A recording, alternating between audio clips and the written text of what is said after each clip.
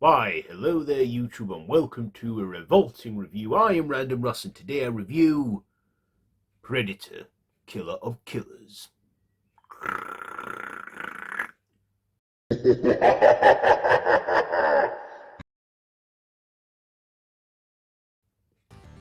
So this is from the director of Prey, so it's written by Dan Trachtenberg and Marco Robert Ruther and directed by Dan Trachtenberg, and it stars Lindsay LaVinci, Louis Oswald, Rick Gonzalez, and Michael Biehn.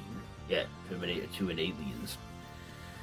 So this is an adult animation horror anthology series where it is set in 3 different time zones. The first segment being set in the Viking Age, where we see a Viking warrior woman on Earth in a Yachtja ship arrives on Earth in 841, where we see a Viking warrior woman named Ursa who is leading this Viking battle, and then soon comes across a predator, a Yachtja, who is towering warrior and ambushes her and fights her and stuff. And then the fights, they end up where they fight alone, and and her son Anders dies in her arms. Then we jump to Japan, 1609, where 2 samurai sons, Kinja and Kiyoshi, are then come face to face with this predator. Well, it starts in that year, then we do a 20-year time jump, so it's 1629, and yeah, again we see them fight the predator, the Yachtja, again, and they fall. One of the brothers dies and falls, leaving Kinja in the midst of it all. Then we do another time jump to 1942 in World War II during the where we find a US fighter pilot. What's his name?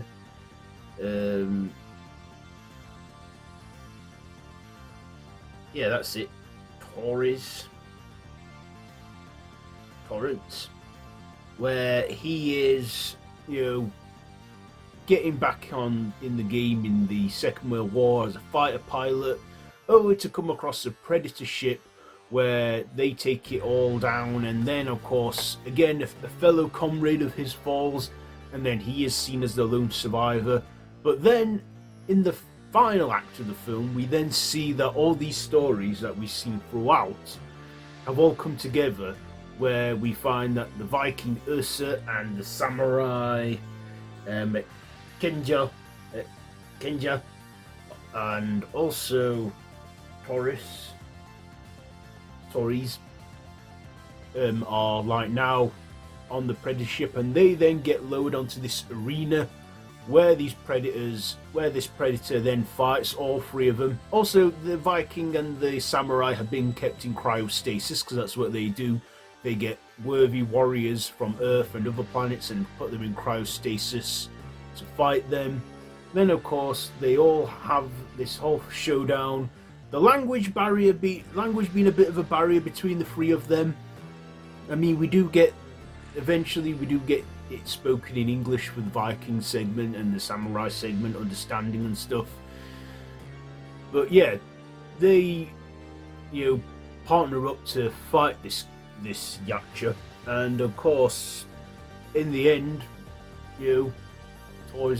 Torres wins, and wins with the Viking warrior Ursa fighting like a warrior.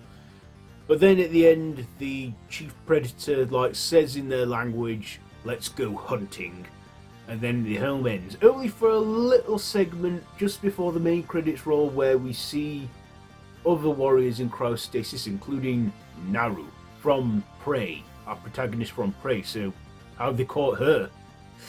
I guess they'll make more of these, or we'll find it in the next upcoming Predator movie that's coming out later this year. I don't know. So yeah, that is the the story there of the whole movie.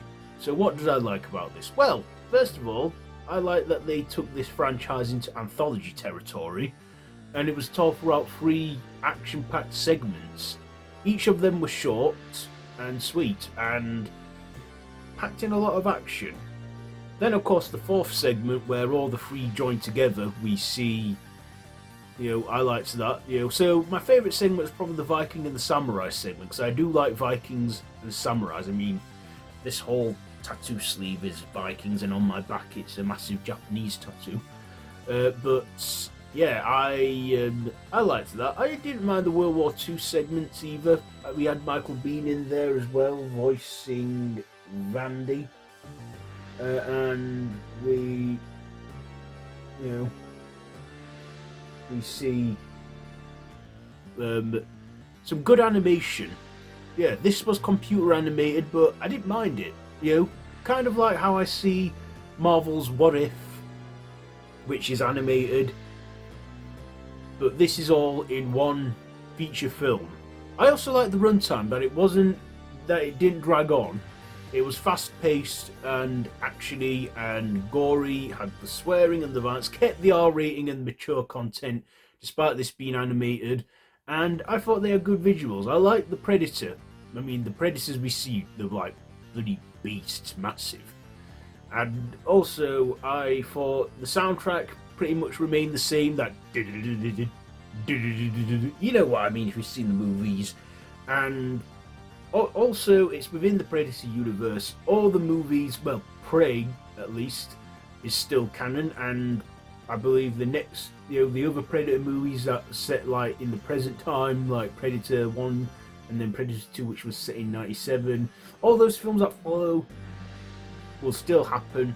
And yeah, I like this a lot more than I thought I would. This film was about 90 minutes long, and I thought, like I say, quite an easy sit through for me, and I was there enjoying it and watching it, and those 90 minutes went by like that. So Predator Killer of Killers was entertaining and I enjoyed it. It's available now on Disney Plus if you're in the States or something. It's on Hulu, but here in the UK it's definitely on Star on Disney Plus, which is our equivalent of Hulu.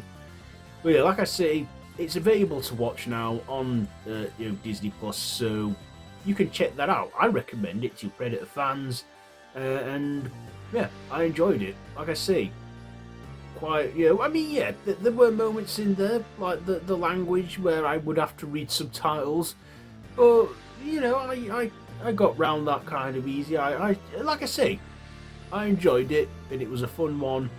I will give Predator Killer of Killers, you know what, I will give it 4.5 stabs out of 5. No, 4 stabs. I'll give it 4 stabs out of 5. 4 stabs out of 5 for Predator Killer of Killers. So there you go. There is my review for that one. Have you seen it? Let me know what you think down below in the comments. If you like this video, be sure to give it a big thumbs up. Share with your friends, and feel free to subscribe to the channel if you haven't already, and to hit that notification bell. I have been Random Ross, and this has been a Revolting review. So, until next time, let's get this clicking right. Until next time, God, what's up with my fingers today? You know what, until next time, don't have nightmares.